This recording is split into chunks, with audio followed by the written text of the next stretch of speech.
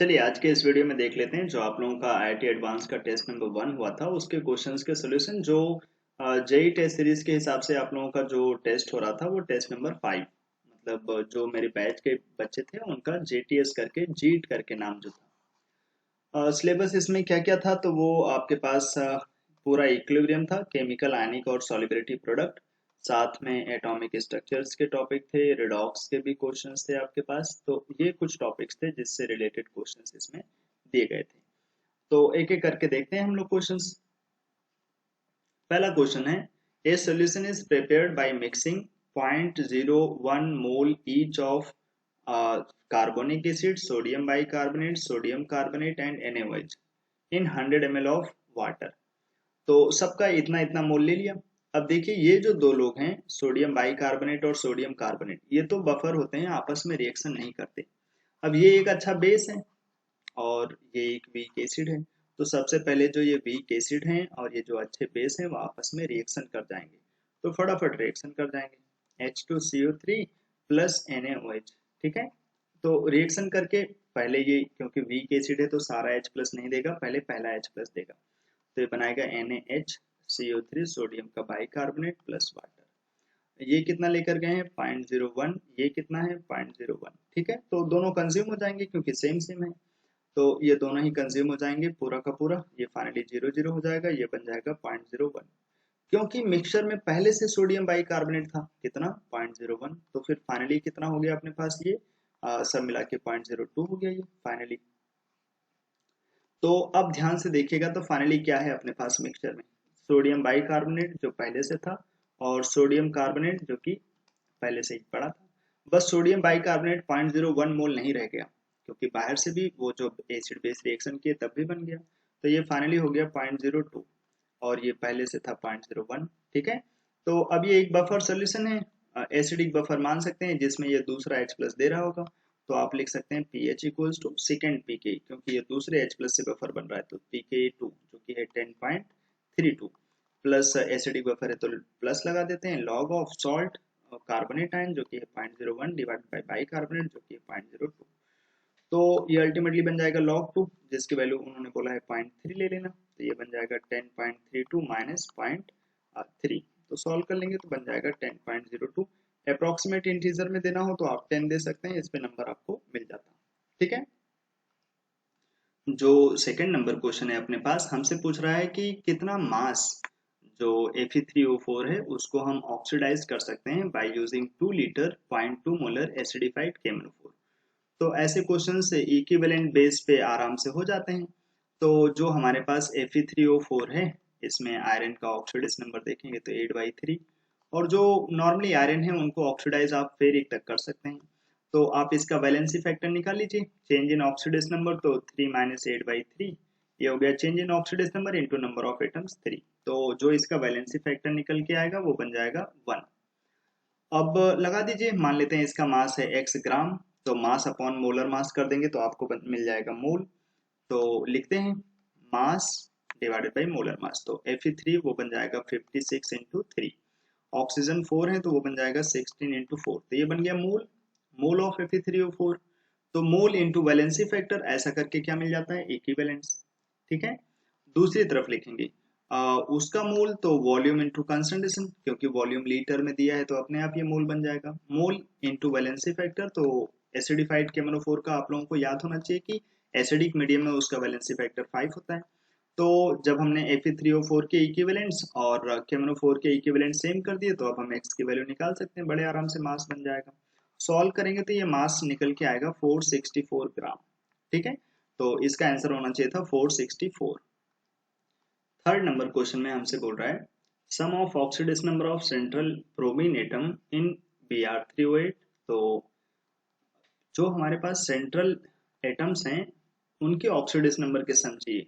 तो जो Br3O8 है उसमें सेंट्रल ब्रोमीन 3 ब्रोमीन एटम है, लेकिन जो सेंट्रल ब्रोमीन एटम है उसकी बात कर रहा है। तो यहाँ पर सेंट्रल ब्रोमीन एटम का ऑक्सीडेशन नंबर आप स्ट्रक्चर से निकाल सकते हैं।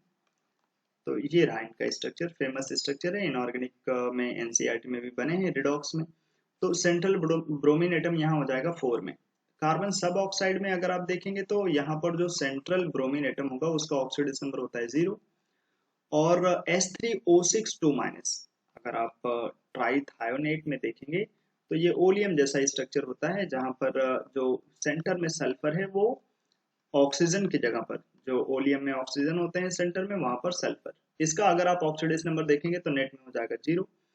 तो आप सेंट्रल ब्रोमीन एटम का देखिए, फिर central carbon atom in C3O2 जो कि 0 है, और central sulphur atom in S3O6 2- जो कि 0 है। तो सब मिला के क्या बन जाएगा 4। ठीक है, तो यही हो जाएगा अपने पास आंसर, और क्वेश्चन नंबर 3 यहीं पे खत्म। नेक्स्ट है अपने पास क्वेश्चन नंबर 4। बड़ा ही प्यारा क्वेश्चन है, हमसे बोल रहा है 2 times of A gas B gas reaction करके जो है सी और डी बना देते हैं। केसी की वैल्यू ध्यान से देखिए 10⁻12 है, जो कि बहुत हाई है। इतना ज्यादा केसी का वैल्यू ये बताता है कि हमारे पास बहुत ज्यादा प्रोडक्ट है और रिएक्टेंट ना के बराबर। स्टार्टिंग में बोला है कि इनिशियली 2173 मोल्स थे, इसके 2 मोल, इसके 1, इसके 7, इसके 3। तो क्योंकि इक्विलिब्रियम कांस्टेंट बहुत ज्यादा है, ऐसे केसेस में हम मान लेते हैं कि ये रिएक्शन लगभग लगभग फॉरवर्ड डायरेक्शन में चली गई होगी। तो 2 में से लगभग 2 चला गया होगा। ठीक है, मतलब मान लेते हैं 2 में से 2x गया तो 1 में से x जाएगा, ये बनेगा 7 पहले से है, x और बनेगा, 3 पहले से है और x और बनेगा कोफिशिएंट। अब इसका जो इक्विलिब्रियम कांस्टेंट है ना, वो बता रहा है कि ये रिएक्शन लगभग लगभग आगे चली जाएगी, तो x टेंडिंग टू 1, तो आप यहाँ 1 रख सकते हैं, ये बन जाएगा 8, ये बन जाएगा 4। और जो रिएक्टेंट है उसमें अगर आप 1 एग्जैक्ट रख देंगे तो 0 बन जाएगा, इसीलिए आप इसकी जगह पर मान सकते हैं y। तो यहाँ से 2 कॉमन ले सकते हैं, 1 - x, तो ये बन जाएगा 2y, मतलब टेंडिंग टू 0 जैसा आएगा। देखिए 10⁻⁵ जैसा डेटा है।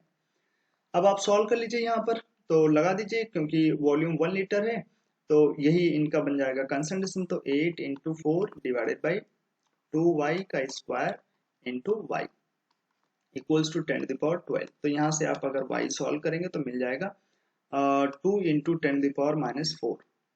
लेकिन आपसे पूछा था इक्विलिब्रियम पे a का कंसंट्रेशन क्या होगा, तो जो a का कंसंट्रेशन होगा वो बनेगा 2y। तो 2y ही तो है a, तो ये बन जाएगा 4 × 10⁻⁴।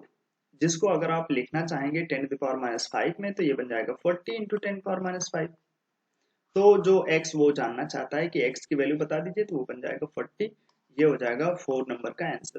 ठीक है, तो क्वेश्चन नंबर 4 का आंसर बन जाएगा 40। अगला क्वेश्चन है अपने पास क्वेश्चन नंबर 5। हमसे बोल रहा है इन आयरन, जिसका एटॉमिक नंबर है 26, number of electrons having L + M = 0। कितने ऐसे इलेक्ट्रॉन होंगे आयरन 26 में जिसके पास जो M + L की वैल्यू होगी वो 0 हो जाएगी। तो इनका ऐसे क्वेश्चन करने का सिंपल तरीका है कि आप फटाफट सारे इलेक्ट्रॉन का कॉन्फ़िगरेशन कर लो। 1s2, 2s2, 2p6 और 3s2, 3p6, 4s2 और 3d6, ऐसे होता है आयरन का। अब अगर आप 1s2 में देखेंगे तो इसके लिए L की वैल्यू 0 होती है और M की वैल्यू भी 0 ही होगी, क्योंकि M तो -L से +L होता है। तो यहाँ पर जो 2 इलेक्ट्रॉन हैं दोनों के लिए L + M जो होगा वो 0 हो जाएगा, तो ये 2 इलेक्ट्रॉन यहाँ से काउंट हो जाएंगे। सेम इस S के लिए भी हो जाएगा, इस S के लिए भी, इस S के लिए भी, क्योंकि सारे S के लिए सेम ही रहेगा। तो ये 2 इलेक्ट्रॉन हो गए अपने पास, यहाँ के 2 इलेक्ट्रॉन हो गए और यहाँ के 2 इलेक्ट्रॉन। अब जो P वाले हैं उसके लिए थोड़ा दिमाग लगा लेते हैं। ये P में 3 ऑर्बिटल्स होते हैं, क्योंकि P के लिए L की वैल्यू 1 होती है और M की वैल्यू किसी के लिए -1, किसी के लिए 0, किसी के लिए +1।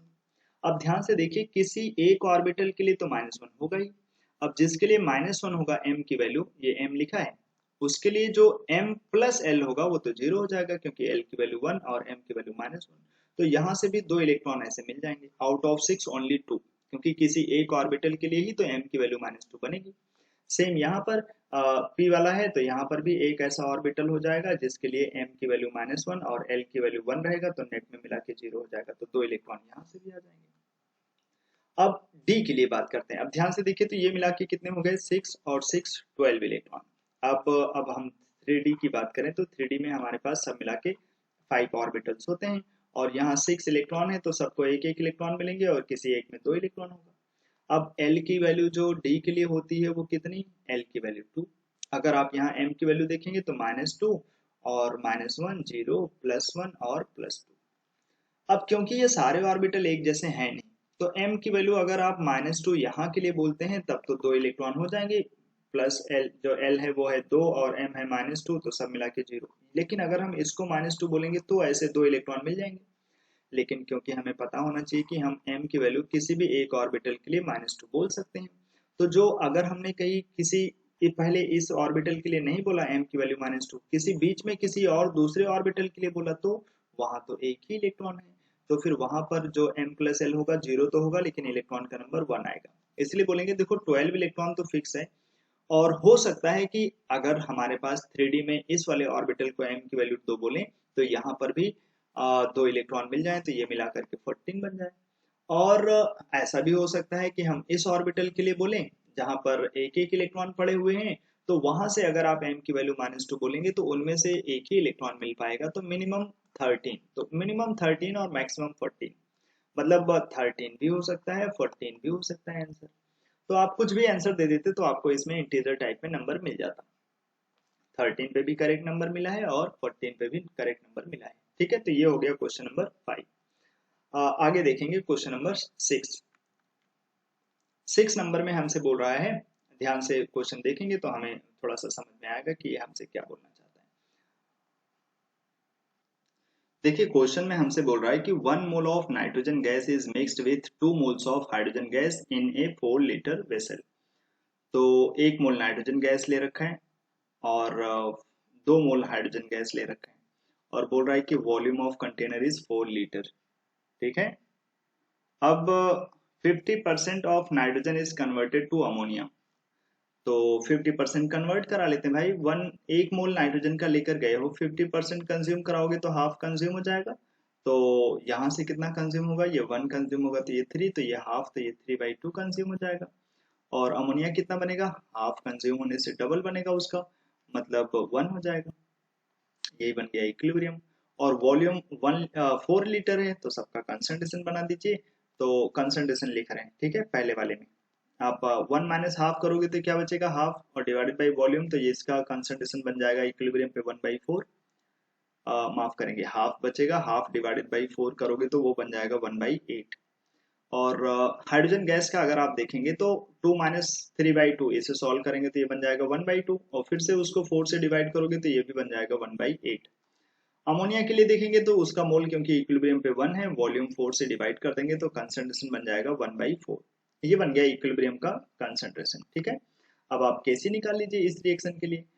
तो केसी बन जाएगा कंसंट्रेशन ऑफ अमोनिया का square divided by concentration of nitrogen और इनटू कंसंट्रेशन ऑफ हाइड्रोजन का क्यूब, तो 1/8 का क्यूब। ठीक है, अब आप इसे सॉल्व कर लीजिए। ये सॉल्व करने से काम नहीं बनेगा, क्योंकि हमसे पूछा क्या है, केसी फॉर दिस रिएक्शन। तो जब आप इस क्वेश्चन को सॉल्व करेंगे और केसी निकालने के लिए जाएंगे, तो देखेंगे कि इस मेन रिएक्शन जो अभी तुम्हारे पास है, इसको सॉल्व करोगे तो ये हमारे पास कुछ इस तरीके से केसी की वैल्यू दे जाएगा। अप्रोक्सीमेटली ये 8 की पावर 4 1 के ऊपर चला जाएगा ना, और डिवाइडेड बाई 4 का स्क्वायर करेंगे तो आप इसको लिख सकते हैं 8 इंटू 2, वही 4 इंटू 4, तो 4 इंटू 2 को 8 बना दिया मैंने। अब 8 एक कैंसिल हो जाएगा तो बचेगा ये 8 का क्यूब डिवाइडेड बाई 2। आप चाहें तो इसको लिख सकते हैं 8 स्क्वायर इंटू 8 डिवाइडेड बाई 2, तो ये बन जाएगा 8 स्क्वायर इंटू 4। ठीक है, ऐसे ही रख लेते हैं। अभी ये ऊपर वाली रिएक्शन का केस ही हुआ, इसका क्या होगा, तो आपने रिवर्स करना है।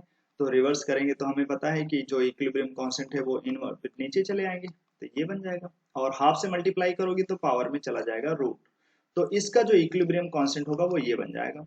अब आप रूट वैल्यू ले लीजिए, तो ये बन जाएगा 1/8, और 4 का रूट क्या बन जाएगा 2, तो ये 1/16 बनेगा, जिसको आप लिख सकते हैं 1/4 इंटू 1/4, 1/4 25, मतलब 0.25 हो जाएगा, तो ये बनेगा 0.2525 करेंगे तो ये बनेगा 0.625, 0.0625। ठीक है, अब हमसे पूछा है कि नहीं बताइएगा what is the value of x, क्योंकि केसी उन्होंने ऐसे लिखा है x इंटू 10⁻⁴, तो आप इसको लिख सकते हैं 625 इंटू 10⁻⁴, तो ये बन जाएगा x, तो जो इंटीजर में वैल्यू होगी वो बन जाएगा 625। ठीक है, नेक्स्ट क्वेश्चन की तरफ चलते हैं, question number 7 number atomic structure का एक अच्छा सा क्वेश्चन दिया है। हमसे बोल रहा है for a 3s orbital the value of wave function is given by the reaction this. तो 3s ऑर्बिटल के लिए वेव फंक्शन दिया है। ये बहुत ही फैमिलियर क्वेश्चन होते हैं, ऐसे टाइप के क्वेश्चन में हम जो ये हमारे पास ये इक्वेशन में वो फंक्शन जीरो बनाते हैं जहां पर रेडियस वाला टर्म होता है। तो यहाँ पर जो उन्होंने सिग्मा बनाया है वो सिग्मा का फंक्शन है 2 times of Z R divided by 3 a naught. A naught मतलब वो बहुत से रेडियाई वाला टर्म। तो ये तो सब एक कांस्टेंट टर्म होते हैं, और e टू द पावर तो जो हमें बताता है कि इनफाइनाइट पे जो उसका वेव फंक्शन होगा वो जीरो हो जाएगा, क्योंकि फाइनली कोई भी कर्व हो तो वो इनफाइनाइट पे लगभग ना के बराबर वेव फंक्शन रखता है। तो अगर आप इस वाले टर्म पे ध्यान देंगे जहां पर हमारे पास क्वाड्रेटिक बना हुआ है, सिग्मा स्क्वायर माइनस 6 सिग्मा और प्लस 6 इक्वल्स टू 0। अब इस वाले फंक्शन को आप सॉल्व कर लीजिए, तो आप सीधे लगा दीजिए फटाफट। तो आपको इसकी सिग्मा की वैल्यू बन जाएगी minus B plus minus B square minus 4ac, तो आप करेंगे तो ये बन जाएगा 24 divided by 2 times of a, तो ये बन गया। अब क्योंकि उन्होंने बोला है maximum radial distance of node from nucleus, मतलब नोड मिलने की वो मैक्सिमम रेडियल डिस्टेंस, ऐसे तो दो नोड्स मिलेंगे, एक प्लस और एक माइनस करके, क्योंकि मैक्सिमम डिस्टेंस पूछा है तो आप प्लस वाला साइन ले लीजिए। तो बन जाएगा 6 plus root over 12 divided by 2। ठीक है, ये बन जाएगा सिग्मा की वैल्यू। अब आप क्या करिए कि यहाँ पर सिग्मा की जगह पे डाल दीजिए 2 times of Z R divided by 3a naught. तो हम रख रहे हैं यहाँ पर 2 times of Z R divided by 3a naught. तो ये बन जाएगा 6 प्लस, इसको आप लिख सकते हैं 4 मतलब 2√3 जैसा डिवाइडेड बाई 2। अब आप इसे सॉल्व कर लीजिए थोड़ा, तो r की वैल्यू बन जाएगी 3 डिवाइडेड बाई 2, और 2 से इसको आप कैंसिल करा सकते थे, तो बन जाएगा 3 प्लस √3, और ये जो यहाँ से a नॉट बाई जेड वहां चले जाएंगे, a not divided by Z. अब आप इसको सॉल्व कर लीजिए, और a नॉट बाई जेड को तो आपको ऐसे ही छोड़ देना है। इसे सॉल्व करेंगे तो अप्रोक्सीमेटली ये वैल्यू 7.1 के आसपास बन जाएगी। ठीक है, a नॉट बाई जेड को हटा करके, क्योंकि उन्होंने पूछा है कि बताना x की वैल्यू वो 10⁻⁻1 अलग कर रखा है, तो ये बन जाएगा 71 into A not by Z into 10⁻⁻1। ठीक है, तो ये 71 के आसपास आपका इंटीजर बन जाएगा। अगर ऐसे क्वेश्चन में आपने 71 दिया है तो आपको आंसर मिल जाएगा। ठीक है, रियल में इसके दो नोट्स थे, एक तो ये मैक्सिमम डिस्टेंस के हिसाब से आया, एक होता माइनस की वैल्यू लेने से, तो माइनस से भी एक रेडियल डिस्टेंस आता, वो मिनिमम। अगर इसी क्वेश्चन में मिनिमम बोला होता तो फिर हमें वो वाली वैल्यू का यूज करना पड़ता। ठीक है, तो अभी तो इसका आंसर बन गया इंटीजर टाइप में 71। ठीक है, क्वेश्चन नंबर 8। फिर से एक हमारे पास क्वेश्चन है जो कि बिलोंग करता है एटॉमिक स्ट्रक्चर वाले पॉइंट से। ये सेक्शन ध्यान रखिएगा, ये सेक्शन आपके पास था, और सेक्शन 1 में आपके पास 7 क्वेश्चन थे जो कि इंटीजर टाइप में थे, उसमें कोई भी माइनस मार्किंग नहीं थी, +4 करेक्ट करने पे, और माइनस अगर आपने गलत किया होगा तो कोई भी माइनस मार्किंग नहीं थी। दूसरा सेक्शन जो है वो ऐसे पार्शियल मार्किंग का था, बहुत ही टफ ये सेक्शन होते हैं। अगर आपने चार के चारों, मान लो हमारे पास 4 ऑप्शन थे, तो 4 में से अगर आपने चारों करेक्ट कर दिए तो फिर आपको 4 नंबर मिल जाएंगे। लेकिन मान लीजिए अगर हमारे पास 4 ऑप्शन थे और 4 में से केवल 3 आंसर थे करेक्ट, तो अगर आपने वो 3 आंसर दे दिए तो आपको 4 नंबर मिल जाएंगे। लेकिन 3 में से अगर आपने 2 नंबर सही दे दिए तो आपको 2 नंबर मिल जाएंगे। अगर आपने 3 में से कोई एक ही दे दिया तो आपको 1 नंबर मिल जाएंगे, और अगर आपने गलती से भी इनकरेक्ट कर दिया, इनकरेक्ट करेंगे तो यहाँ पर -2 मार्किंग थी, अगर आपने गलत किया तो -2 नंबर हो जाएंगे। ठीक है, तो ये सेक्शन आपको बहुत ही ध्यान से देना चाहिए, जो ऑप्शंस बिल्कुल 100% आपको सही लगते हैं वही करना चाहिए। जय माता दी करने के चक्कर में रहेंगे तो बहुत सारा माइनस हो जाएगा, और -1 भी नहीं -2 हो जाता है, तो आपके स्कोर सडन बहुत कम हो जाते हैं, तो ध्यान रखना चाहिए इस सेक्शन पे। तो ध्यान से देख लीजिए, पहला वाला लिखा है 3s3p, कॉन्फ़िगरेशंस दिए गए हैं। आप अगर ध्यान से देखेंगे तो s के इलेक्ट्रॉन p में चले गए हैं, ये एक एक्साइटेड स्टेट का कॉन्फ़िगरेशन है। ये ऐसे ध्यान से देखोगे तो ये 3s2 3p2 होना चाहिए था भाई। ये देखिए 3s2 3p2 ये ग्राउंड स्टेट का कॉन्फ़िगरेशन है।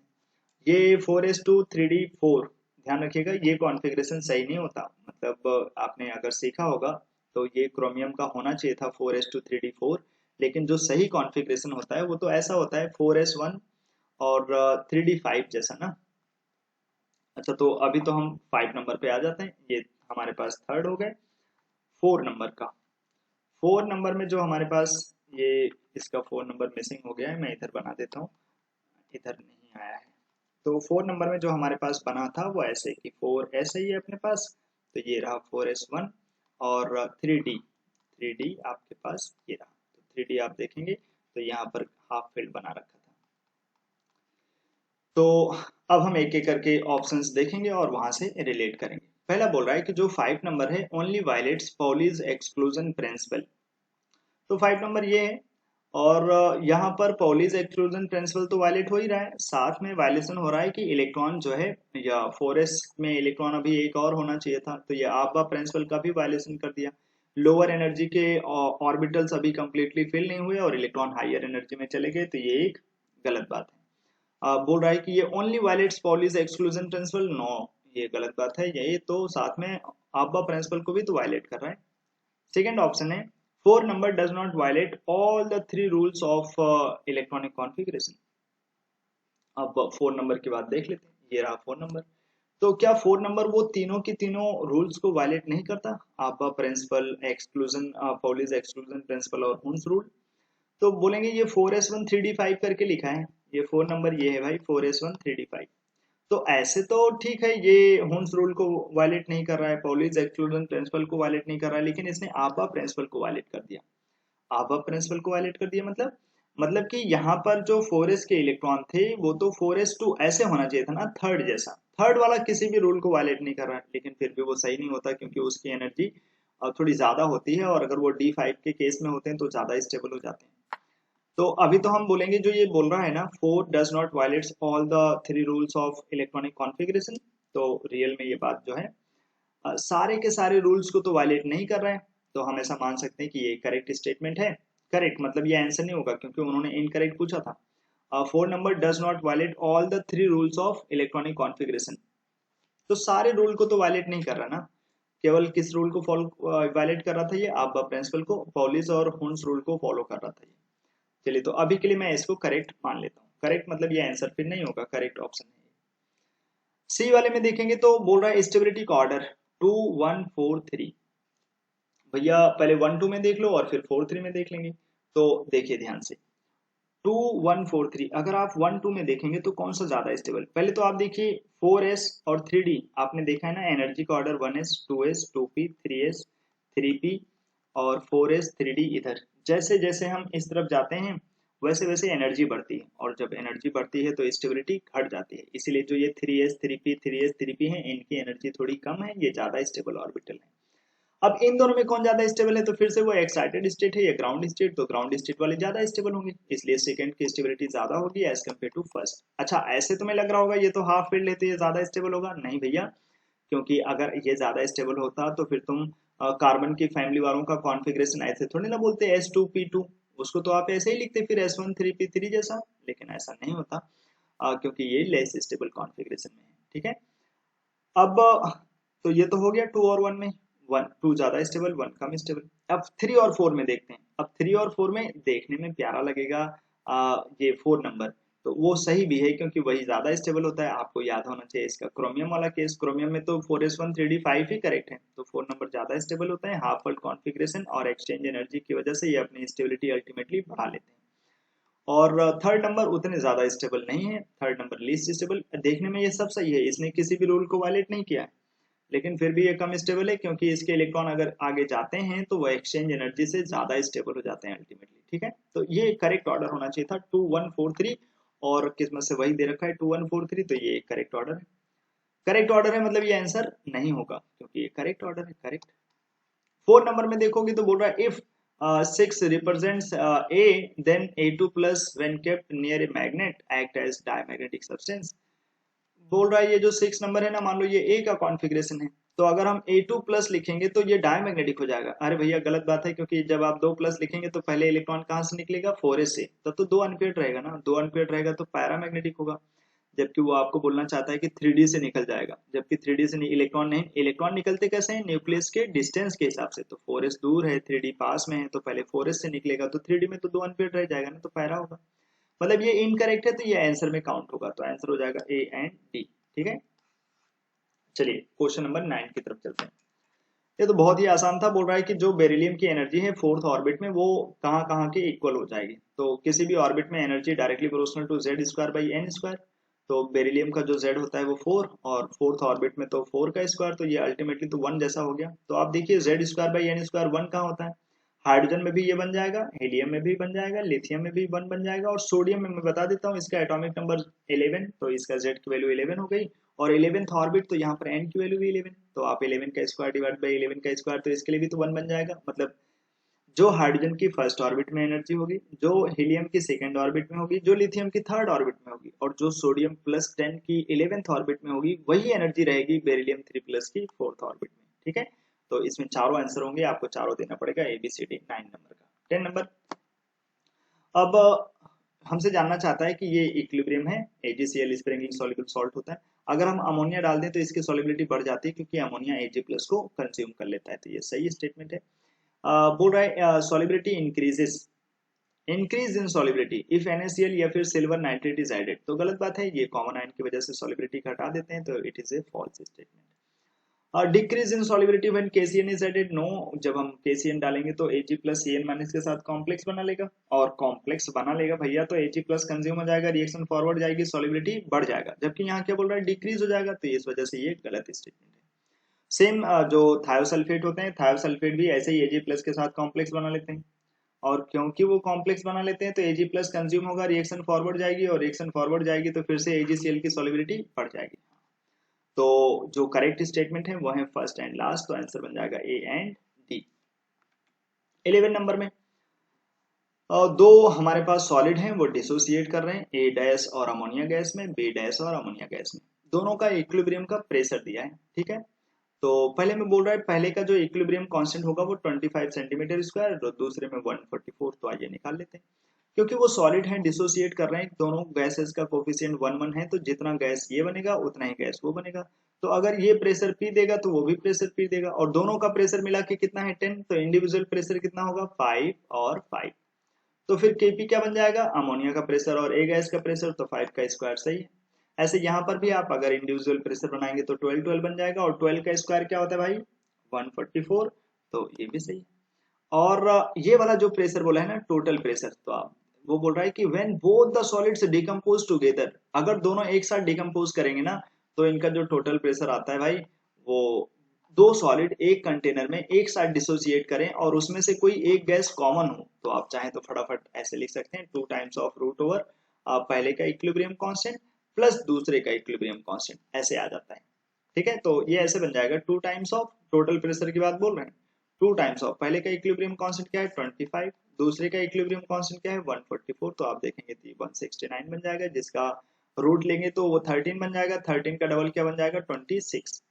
तो जो टोटल प्रेशर होगा वो 26 होगा जब दोनों सॉलिड एक साथ डिकम्पोज करेंगे, तो ये सही हो जाएगा ABD।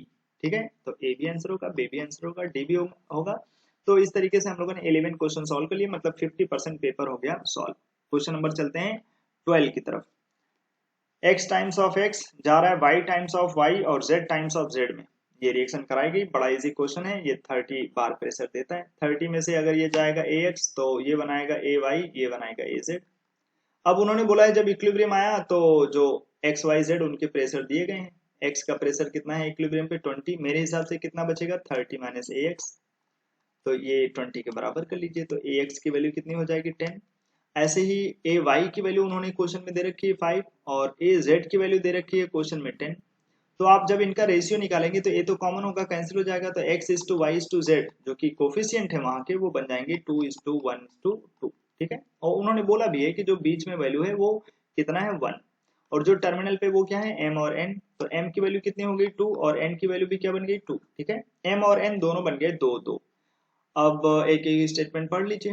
बोल रहा है m is number of pi electrons in H3PO2। भैया H3PO2 क्या होता है ये, ठीक है, इसमें कितने पाई बॉन्ड है 1, तो इसमें पाई इलेक्ट्रॉन कितने होंगे 2, तो ये सही बात है। m मतलब जिसकी वैल्यू 2 है, तो 2 is number of pi electron in H3PO2। दूसरे में बोल रहा है n is number of pi bonds in car C3O2। भैया पाई बॉन्ड्स अगर आप इसमें देखेंगे तो कितने पाई बॉन्ड, 1 2 3, 3 पाई बॉन्ड है, तो ये तो बिल्कुल गलत है, n की वैल्यू 3 थोड़ी ना है, वो भी 2 है। अब बोल रहा है m प्लस n जो है वो is same as number of radial nodes in 5s। Radial node कैसे निकालते हैं, n माइनस l माइनस 1, तो n की वैल्यू 5 है, l की वैल्यू 0 है, माइनस 1 तो 4, तो m प्लस n मिला के 4 ही तो है, तो ये भी सही है। m माइनस n अगर आप देखेंगे तो कितना हो जाएगा 0, is number of unpaired electron in copper 1, yes copper 1 d10 हो जाते हैं, उसके पास एक भी अनपेयर्ड नहीं होता, तो ये भी सही है। तो सही क्या है ACD बन जाएगा आंसर। और क्वेश्चन नंबर 13, तो ये तो आप जस्ट फॉर्मूला लगा लीजिए, मैं आपको यहाँ हिंट दे देता हूँ कि 1/λ r z square 1/n1 square, तो वो तो 1 बनेगा, -1/n2 स्क्वायर, ऐसे ही आप 3 से 1 में जा रहे हैं तो उसके लिए भी लेमडा निकाल लीजिए, और एक बार लेमडा 1 निकालेंगे आपके पास तो वो बन जाएगा n2 का square divided by are Z square n2 square minus 1। ऐसे ही अगर आप लेमडा 2 निकालेंगे 3 से 1 के आने का तो वो n3 के टर्म्स में बन जाएगा। तो एक में n2 का स्क्वायर, एक में n3 का स्क्वायर, और फिर वो रेसिप्रोकल में चले आएंगे। ठीक है, जस्ट आपको वो वेवलेंथ का फॉर्मूला लगा देना है, एक बार 2 से 1 के लिए, एक बार 3 से 1 के लिए, उनका रेशियो निकाल लीजिए, बी पार्ट आंसर आ जाएगा। और क्वेश्चन नंबर 14, अब ये नया सेक्शन है, सेक्शन नंबर 3 था यहाँ से। इसमें आपके पास टोटल 5 क्वेश्चन थे, सारे के सारे क्वेश्चन मैचिंग वाले थे। आप अगर सही करेंगे तो 4 नंबर, गलत करेंगे तो -1 नंबर मिलेगा। तो देख लेते हैं, इसके बाद आपके पास 2 पैसेज मिलेंगे। तो ये पहले मैचिंग वाले क्वेश्चन फटाफट देख लेते हैं। पहला है अपने पास, अमोनिया गैस का फॉर्मेशन एक एक्सोथर्मिक प्रोसेस है, मैचिंग कराना है। Equilibrium constant increases with temperature, नहीं, अगर आपके पास एक्सोथर्मिक रिएक्शन है तो इक्विलिब्रियम कांस्टेंट बढ़ेगा, लेकिन कब, जब टेम्परेचर को डिक्रीज करेंगे। तो equilibrium constant decreases with increase in temperature, yes, तो पहले की मैचिंग हो जाएगी क्यू से। तो पहले की मैचिंग हो जाएगी क्यू से, पी से मैचिंग बिल्कुल भी नहीं होगी। तो first should be matched with P, sorry Q. Second में अब देखें तो सेकंड में क्या ही देखें, वो तो पी आर, और सेकंड में है आर एस। तो आर तो है ही, हमें क्या देख लेना चाहिए कि सेकंड में पी होगा या फिर एस होगा। तो आओ देख लेते हैं सेकंड में, क्योंकि ये एंडोथर्मिक रिएक्शन है। क्योंकि ये एंडोथर्मिक रिएक्शन है तो जब आप टेम्परेचर बढ़ाएंगे तो इसका इक्विलिब्रियम कांस्टेंट बढ़ेगा, तो 2 should be matched with P.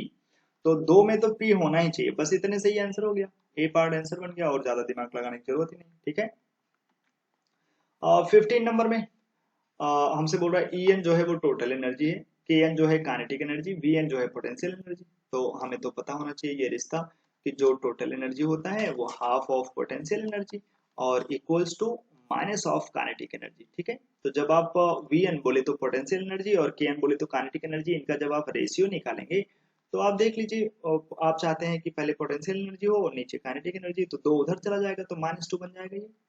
तो इसकी मैचिंग हो जाएगी आर से। तो first one should be matched with R. अब हमें सेकंड में देखना है, सेकंड में क्या होगा, एस होगा या फिर क्यू। तो सेकंड में देख लीजिए, बोल रहा if radius of nth orbit is directly proportional to energy of nth orbit power में x, तो x की वैल्यू क्या होगी। भैया जब भी हम कभी एनर्जी लिखते हैं, टोटल एनर्जी की बात कर लें तो कैसे लिखते हैं, माइनस वही Q1 Q2 बाई आर ऐसे करके लिखते हैं। अगर अट्रैक्शन फोर्स लिखे तो inversely proportional to R square जैसा, और ये वही 1/4 पाई एप्सिलॉन नॉट, तो यहाँ रहता है ये कांस्टेंट। तो नॉर्मली जो होता है टोटल एनर्जी वो इनवर्सली प्रोपोर्शनल टू आर, यही तो रहता है। तो अगर आप देखेंगे आर तो वो क्या होगा, वो inversely proportional to total energy, मतलब एनर्जी की पावर में क्या हो जाएगा, -1। तो वही जानना चाहता है एनर्जी की पावर में क्या होगा, -1 होगा। तो जो सेकंड की मैचिंग होगी वो किससे हो जाएगी, क्यू से। तो ये तो इजी क्वेश्चन हो गया, सी पार्ट आंसर बन जाएगा। अच्छा, थर्ड नंबर में भी देखेंगे तो बोल रहा है angular momentum in lowest orbital. भैया लोवेस्ट ऑर्बिटल क्या होता है, 1s, उसके लिए एल की वैल्यू क्या होती है, 0। तो उसका जो ऑर्बिटल एंगुलर मोमेंटम होगा वो क्या बन जाएगा, 0। तो उसकी मैचिंग किससे हो जाएगी, पी से। और ये तो महालल्लू है, आप रेडियस कैसे लिखते हैं, 0.53 n स्क्वायर बाई जेड, ऐसे तो लिखा जाता है। तो जब आप देखेंगे तो रेडियस क्या है, इनवर्सली प्रोपोर्शनल टू जेड, मतलब जेड की पावर में -1। तो जब आप देखेंगे 1 अपॉन रेडियस किसके डायरेक्टली प्रोपोर्शनल होगा, तो वो तो हो जाएगा जेड की पावर 1। तो वही चाहता है कि जेड की पावर कितना होगा, 1/r। तो 1/r जेड की मतलब एटॉमिक नंबर से रिलेट करोगे तो पावर में क्या आ जाएगा, 1। तो it should be matched with s। तो 4 का s से मैचिंग हो जाएगा। आप फटाफट देख लीजिए तो सी पार्ट आपको आंसर मिल जाएगा। क्वेश्चन नंबर 16 बोल रहा है एक सॉल्ट हम बना रहे हैं, सॉल्ट है वीक एसिड का और स्ट्रॉन्ग बेस का। अगर वीक एसिड का सॉल्ट है तो कैसी हाइड्रोलिसिस कराएगा, एनायनिक। एनायनिक हाइड्रोलिसिस से आपने पीएच याद कर रखा है ना, pH equals to pKw plus pKa plus log of C divided by 2। ठीक है, तो जब आप यहाँ pH बनाएंगे, क्योंकि आपको y एक्सिस पे pH लिखना है और x एक्सिस पे लिखना है log C, तो ये बन जाएगा हमारे पास जो एक्स एक्सिस पे है उस पे ऊपर हम थोड़ा ध्यान देते हैं, तो ये बन जाएगा हाफ ऑफ log C। और जो बची हुई चीज है वो क्या होगी, एक y एक्सिस इंटरसेप्ट, तो वो बन जाएगा हाफ ऑफ pKw मतलब 7 और हाफ ऑफ pKa, यही तो बन जाएगा pKa का हाफ। अब ये वाला जो फैक्टर है अगर आप देखिए तो ये y इक्वल्स टू mx जैसा हो गया प्लस c। तो स्लोप तो बन गया हाफ, लेकिन स्लोप से कोई मतलब नहीं है, बस y एक्सिस इंटरसेप्ट पे ध्यान दीजिए। तो 7 प्लस हाफ ऑफ pk, ये हो जाएगा y एक्सिस इंटरसेप्ट। और क्वेश्चन में क्या दिया है, ये इंटरसेप्ट कितना है, 9, तो लिख दीजिए इक्वल टू 9। तो जो pk की वैल्यू बन जाएगी वो 2 into 2 बोले तो 4। समझ में आ रहा है? तो 16 का पीके क्या हो जाएगा 4। अच्छा पीके तो पूछा नहीं है, क्वेश्चन कहाँ है, ये रहा क्वेश्चन। बोल रहा है मैचिंग करा के दिखाइए पीके ऑफ वीक एसिड, तो पीके बन गया क्या 4। तो 1 should be matched with R, तो पहले की मैचिंग हो गई आर के साथ, ठीक है। अब दूसरे की अगर आप मैचिंग करा लें तो आप बस हीरो बन जाए। अब तुमने समझ लिया है पीके आ गया। और सॉल्ट का कंसंट्रेशन क्या बोल रहे हैं 0.01 मोलर। और अगर सॉल्ट सॉल्ट का कंसंट्रेशन 0.01 मोलर है तो पीएच क्या आएगा पीके डब्ल्यू प्लस पीके प्लस लॉग सी, क्योंकि कंसंट्रेशन है 10⁻², तो लॉग सी क्या बन जाएगा -2 और डिवाइडेड बाई 2। तो आप देख लीजिए 11 - 2 तो बन जाएगा अपने पास कितना 9, 9 डिवाइडेड बाई 2 तो 4.5 के पास। ये तो ये यहाँ 11 7 नहीं होगा 14। पीके डब्ल्यू होता है 14 प्लस पीके जो कि हमने अभी निकाला था 4 और प्लस लॉग सी, तो लॉग सी की जगह पे डालोगे 0.01 तो बन जाएगा -2। तो 14 और 4 क्या बनता है आजकल 8। 18 भाई 18 में से 2 कम कर देंगे तो क्या बन जाएगा 16। 16 बाई 2 कर देंगे तो क्या आ जाएगा 8। इसका मतलब दूसरे की मैचिंग किसी की होनी चाहिए पी से, तो दूसरा जो है वो मैच होगा पी से। तो सेकंड की मैचिंग पी से कराएंगे तो आपको फटाफट क्या मिल जाएगा आंसर, पहला आर से दूसरा पी से, तो आंसर क्या बन जाएगा लास्ट से। और जो भी चाहिए था अगर आप कंसंट्रेशन बदलेंगे तो वहां से मिल जाएगा। थर्ड वाले में बोला था pH of weak acid H, तो आपको अगर वीक एसिड का भी पीएच चाहिए तो आपको ये लगाना पड़ेगा half of PK minus log C जैसा। तो कंसंट्रेशन तो पता चल गया, पीके की वैल्यू पहले से पता है तो डाल देंगे निकाल देंगे, ठीक है। अब क्वेश्चन नंबर 17 में देखेंगे तो हमें बहुत सारा पीके दिया है। आप ध्यान से ये टेबल देख लीजिए, इस टेबल के हिसाब से हमसे मैचिंग पूछ रहा है। मैचिंग में पहला है वीक एसिड वीक बेस का सॉल्ट, दूसरा है अच्छे बेस और वीक एसिड का सॉल्ट, तीसरा है कैटानिक हाइड्रोलिसिस कराने वाला एसिडिक, और लास्ट है एनानिक हाइड्रोलिसिस करने वाला बेस। अब अगर आप ध्यान से जा करके देख लीजिए तो आपको थोड़ा आइडिया लग जाएगा कि हमें बहुत सारे पीके वैल्यू गिवन है। तो पीके में देखेंगे तो सबसे कम पीके एक तो अमोनियम आयन का है और है एसिड HCN का, HCN का पीके बहुत कम है। और अगर उसका पीके कम है तो उसका जो कंजुगेट बेस होगा वो बहुत अच्छा बेस होगा। अच्छा बेस होगा मतलब सबसे ज्यादा क्या दे जाएगा पीएच, इसीलिए जो CN माइनस है ना यह सबसे बेस्ट बेस होगा, तो इसका पीएच सबसे ज्यादा से मैच हो जाएगा। तो 4 की मैचिंग हो जाएगी क्यू से। अगर आप ध्यान से देखिए तो 4 एक ही जगह क्यू से मैच है। ऐसे ही अगर आप देखेंगे थर्ड नंबर में तो वो जो कैटायन है ना, ये कैटायन बहुत अच्छा एसिड है तो इसका पीके बहुत कम आए, इसका जो पीएच है वो बहुत कम आएगा। और ये भी एनायनिक हाइड्रोलिसिस करके बेसिक होगा तो बेसिक का तो यही आएगा। और ये वीक बेस वीक एसिड का सॉल्ट है तो इसका पीएच न्यूट्रल के आसपास बोल सकते हैं। तो इसकी मैचिंग हो जाएगी आर, और उसके बाद बस देख लीजिए RPSQ ऐसे बन जाएगा पी पार्ट, ठीक है। क्वेश्चन नंबर कहाँ की बात कर रहे हैं, क्वेश्चन नंबर जो आपके पास था ये 17 नंबर, ठीक है। आंसर बन जाएगा ध्यान से देखिएगा, हमने कुछ लोचना कर दिया हो कि किसकी मैचिंग किससे। तो 4 नंबर की मैचिंग किससे करानी थी भैया, 4 नंबर की मैचिंग हो जाती है अपने पास CN माइनस, क्योंकि वो बेसिक होता। लेकिन कितना बेसिक होगा, वो तो बेसिक दो पार्ट थे ना अपने पास, एक था 8.6 और एक था ये 11.1। तो थोड़ा ध्यान से मैच करा लीजिएगा, मेरे हिसाब से तो यही मैच हो जाएगा कि सबसे ज्यादा बेसिक तो यही 11.1 ही आता, क्योंकि ये तो सबसे ज्यादा बेसिक पार्ट देता, ठीक है। तो बी पार्ट आंसर बन जाएगा। बड़े आराम से अगर आप चाहें तो पीएच निकाल भी सकते हैं, आपने फॉर्मूले याद किए हैं। 18 नंबर में बोल रहा है डाइल्यूशन प्रोसेस से क्या क्या होता है सब बता रखा है। डिग्री ऑफ हाइड्रोलिसिस जो है बोल रहा है 1 के कंपैरिजन में बहुत कम है, तो आप उसे नेग्लेक्ट कर सकते हैं। मैचिंग करके है एडवांस का, ये आया हुआ पुराना क्वेश्चन है, बहुत ही सॉलिड क्वेश्चन है। आप ध्यान से देखिए पहला आपको दे रहा है एक तरफ कॉलम 1 NaOH और एसिटिक एसिड, जैसे ही आप इन दोनों को मिलाएंगे तो ये दोनों आपस में रिएक्शन कर जाएंगे, क्योंकि NaOH की वैल्यू अगर आप मल्टीप्लाई करिए तो कितने मिल जाएंगे मिलीमोल में 1, और एसिटिक एसिड कितना है 2। तो एसिटिक एसिड तो बचेगा क्योंकि वो 2 है, और NaOH खत्म हो जाएगा क्योंकि वो तो 1 है। तो जब इनकी आप रिएक्शन कराएंगे तो एसिटिक एसिड बचेगा और एसिटिक एसिड बचेगा और बन जाएगा एसीटेट। तो आप ध्यान से देखेंगे तो एसिटिक एसिड बचेगा और एसीटेट बनेगा, तो ये क्या बन गया बफर, वो भी कैसा इक्वल अमाउंट में, तो बेस्ट बफर। और बेस्ट बफर में आप पानी वानी मिला लीजिए तो पीएच बदलता नहीं, क्यों, पानी मिलाने से तो बिल्कुल नहीं बदलता चाहे जैसा बफर हो। तो जो हाइड्रोनियम आयन कंसंट्रेशन है वो कैसा रहेगा कांस्टेंट। तो the value of hydronium ion concentration does not change on dilution. तो पी की मैचिंग किससे हो जाएगी, क्योंकि मैचिंग वाला कर रहे हैं, तो पी की मैचिंग हो जाएगी 1 से। अब आप चाहे क्यू चेक कर लो, आर चेक कर लो, एस चेक कर लो, कोई भी एक चेक कर लो आंसर बन जाएगा। तो क्यू हम चेक कर लेते हैं मेहनत से, ठीक है। क्यू में बोल रहा है कि दोनों सेम अमाउंट में ले जाएंगे, भैया सेम अमाउंट में ले जाओगे तो एसिड और बेस क्या हो जाएगा, खत्म। तो फिर बनेगा क्या, सॉल्ट। तो किसका सॉल्ट बनेगा, वीक एसिड और अच्छे बेस का। तो क्योंकि इनके मिलीमोल देखिए आप ध्यान से, तो दो दो होते, मल्टीप्लाई कर लेते 0.1 से, तो 2 मिलीमोल ये बन जाएगा। अच्छा फाइनली वॉल्यूम कितना होगा 40 ml। और तुम बोल रहे फाइनल तुम कितना बना दोगे डायल्यूशन के बाद 80, मतलब कितने टाइम्स डायल्यूशन कर दोगे, 2 टाइम्स कर दोगे, मतलब डबल। अगर डायल्यूशन अगर आपने डबल कर दिया तो कंसंट्रेशन क्या हो जाएगा, मोल पर लीटर का क्या हो जाएगा, पहले तो होता 2/40, बाद में क्या हो जाएगा 2/80, मतलब कंसंट्रेशन क्या हो जाएगा, हाफ, हाफ टाइम्स हो जाएगा। आप ध्यान से देखिएगा, ये लोग तो बेसिक बनाएगा ना, ये तो एनायनिक हाइड्रोलिसिस करके बेसिक बनाएगा, और बेसिक के लिए OH माइनस कैसे लिखते हैं, √Kb/C। अच्छा OH माइनस की जगह पे हम क्या लिख सकते हैं, KW/H+। ये कहाँ से आया भैया, अरे ये तो बचपन से जानते हो, क्या चीज, H+/OH minus equals to KW। तो OH माइनस की जगह क्या लिख सकते हैं, KW/H+, ये बन गया अपने पास इक्वल्स टू √Kb/C। तो जब आप H+ पे ध्यान देंगे तो ये बन जाएगा इनवर्सली प्रोपोर्शनल टू √कंसंट्रेशन। ध्यान से देखिए, क्योंकि H+ अगर वहां ले जाएंगे तो √Kb यहाँ आ जाएगा, KW एक कांस्टेंट है तो इनवर्सली प्रोपोर्शनल टू कंसंट्रेशन। क्योंकि आपने डायल्यूशन कर रखा है डबल, तो कंसंट्रेशन हो गया है हाफ, और अगर कंसंट्रेशन हाफ यहाँ डालेंगे तो ध्यान से देखिए 1/1/√2, तो वो तो √2 का फैक्टर ऊपर आ जाएगा, मतलब जो H+ होगा वो √2 टाइम्स हो जाएगा।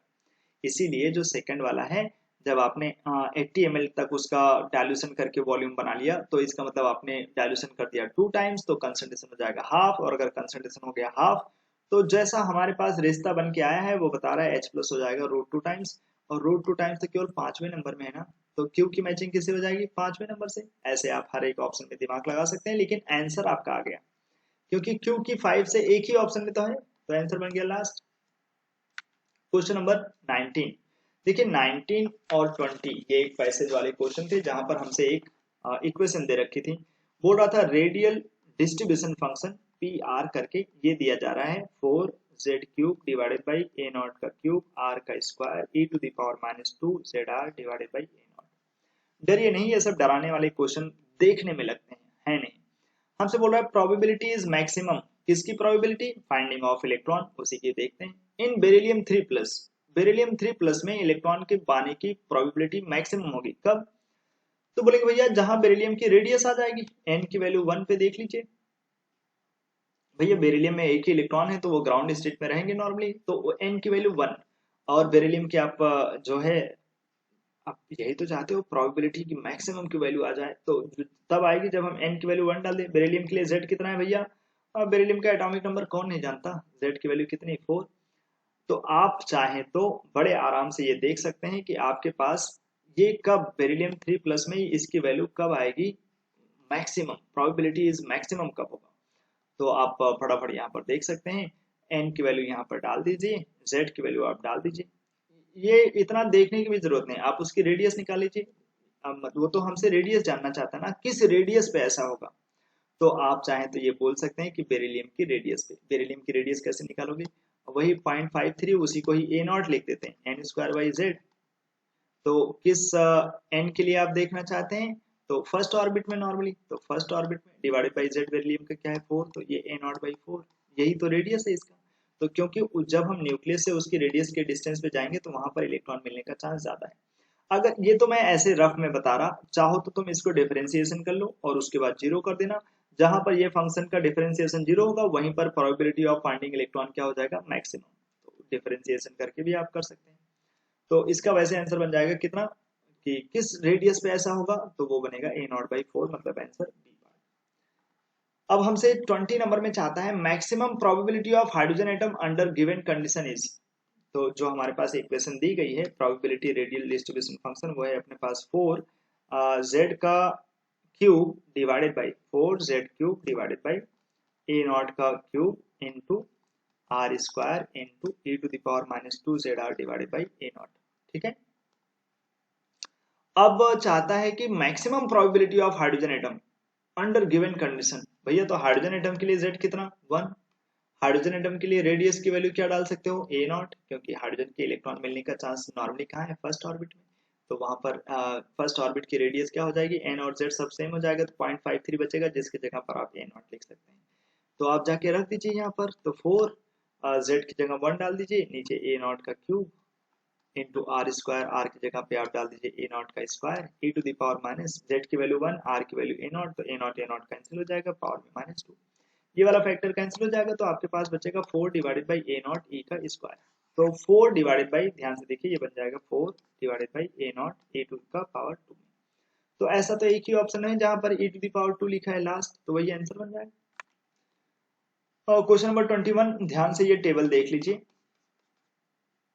पहली रिएक्शन एक्सोथर्मिक एंडोथर्मिक है, दूसरी रिएक्शन भी एंडोथर्मिक है, तीसरी रिएक्शन में प्रोडक्ट में दे रखा है -q, मतलब वो भी एक एंडोथर्मिक रिएक्शन है, और लास्ट वाली रिएक्शन एक एक्सो है, तो केवल ये रिएक्शन एक्सोथर्मिक है और सब एंडो है।